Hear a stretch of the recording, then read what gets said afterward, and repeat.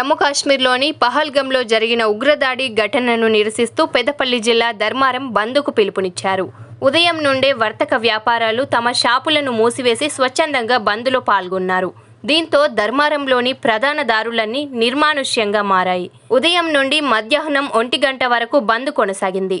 మండల అఖిల పక్ష నాయకులు పాకిస్తాన్ దేశానికి వ్యతిరేకంగా నినాదాలు చేస్తూ బైక్ ర్యాలీ నిర్వహించారు. అనంతరం స్థానిక అంబేద్కర్ చౌరస్తా వద్ద రాష్ట్ర రహదారిపై పాకిస్తాన్ ఉగ్రవాదుల దిష్టిబొమ్మను చెప్పుతో కొడుతూ దహనం చేసి నిరసనను తెలిపారు. ఈ సందర్భంగా అఖిలపక్ష నాయకులు మాట్లాడుతూ మతోన్మాదాన్ని రెచ్చగొట్టేందుకే పాకిస్తాన్ ఉగ్రవాదులు హిందువులపై కాల్పులు జరపడం బాధాకరమన్నారు. పాకిస్తాన్ ఉగ్రవాదుల పట్ల దేశ ప్రజలు అప్రమత్తంగా ఉండాలని కోరారు. దేశ ప్రజలందరూ ఐక్యంగా ఉండి పాకిస్తాన్ దేశానికి తగిన గుణపాఠం చెప్పాలని ఆకాంక్షించారు. ఈ నిరసన కార్యక్రమంలో అఖిల పక్షం నాయకులు సతీష్ రెడ్డి, లక్ష్మణ్, రాజేశం, వేణు, లావణ్యతో పాటు పలువురు వర్తకులు పాల్గొన్నారు. కాశ్మీర్లో ఇప్పుడిప్పుడే గత కొన్ని సంవత్సరాల నుంచి మూలబడిన కాశ్మీర్ను ఇప్పుడిప్పుడే టూరిజం ప్లేస్గా అభివృద్ధి చెందుతున్న టైంలో చిన్న వ్యాపారాలు చేసుకునే వాళ్ళ మధ్యలో మారువేషంలో వచ్చి మరీ బట్టలు విప్పి చూసి మతం కోసము మత అల్లర్లు లేపడానిక ఇది ఏదో దృష్టిలో పెట్టుకొని చంపడం జరిగింది.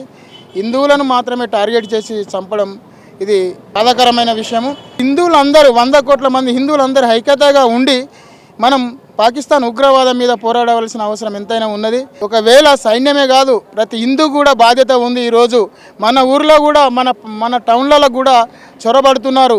కాబట్టి జాగ్రత్తగా ఉండి మనం వాళ్ళ ఆధార్ కార్డులను కూడా పరిశీలించి వాళ్ళు ఎక్కడి నుంచి వచ్చారు అనేది తెలుసుకొని హిందువులందరూ ఇకనైనా ముక్త కంఠంగా ఐక్యతగా ఉండాలని కోరుకుంటున్నాను. జమ్మూ కాశ్మీర్ సంబంధించిన విషయంలో పాకిస్తాన్ ఉగ్రవాదులు మరి జమ్మూ కాశ్మీర్కు టూరిజం మీద పోయిన వాళ్ళను మరి అతి దారుణంగా కూడా కాల్చి చంపడం జరిగింది. మరి గతంలో కూడా ఈ యొక్క పాకిస్తాను ఎప్పుడు కానీ ఏదో రకంగా మరి భారతదేశం రెచ్చగొట్టే విధంగా ఇలాంటి ఇది కరెక్ట్ కాదు. మరి ఇవాళ మీరు చాటు మార్గంగా వచ్చారు బిడ్డ. ఒకవేళ మీరు ముఖం తలపడితే అసలు పాకిస్తాన్ అనేదే పాకిస్తాన్ నామరూపం లేకుండా కూడా ఈ యొక్క భారతదేశం చేయగలుగుతుంది.